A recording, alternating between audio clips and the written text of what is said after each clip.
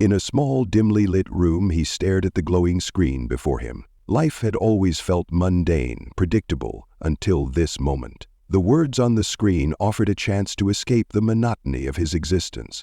"Start game?" the screen asked. He hesitated only briefly before clicking it. Instantly, the world around him dissolved into a swirl of colors and light. When his vision cleared, he found himself in an unfamiliar world, vibrant yet filled with an eerie stillness.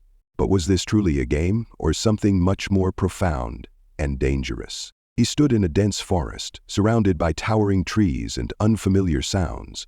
A sword hung at his side, and he wore armor he didn't remember equipping. The air was heavy, each breath laden with tension. Another minute passed. He couldn't breathe, and his body was in continual tense mimosa. Suddenly, the bushes rustled and a bandit emerged, brandishing a weapon.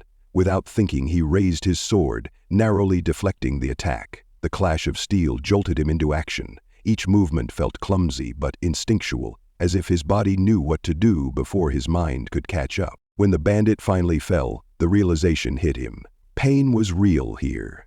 Victory was exhilarating but terrifying. This wasn't just about surviving. It was about adapting, growing stronger, and unraveling the mystery of his presence in this world. Exhausted, he stumbled upon a bustling village nestled at the edge of the forest.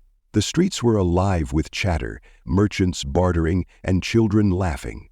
But something about the place felt off. Villagers cast wary glances at him, their whispers laced with suspicion. Among them, one figure stood out, a girl with striking confidence and piercing eyes. She approached him, her voice calm yet commanding. "You're not from around here, are you?" Her words hinted at knowledge beyond what she shared. Offering to guide him, she showed him the marketplace, the guild hall, and the tavern. Yet every interaction hinted at a deeper mystery, as if the entire town held secrets tied to his arrival. Why had he been brought here? And what role did she play in it all?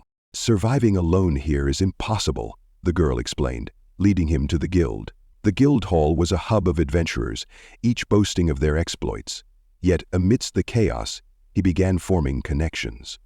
First was a skilled mage with a calm demeanor, though her eyes carried the weight of a hidden past. Then came the rogue, quick-witted and cynical, his humor masking a sharp mind. Finally, the healer, a kind soul with surprising strength that belied her soft-spoken nature. Each member brought their own skills and motivations.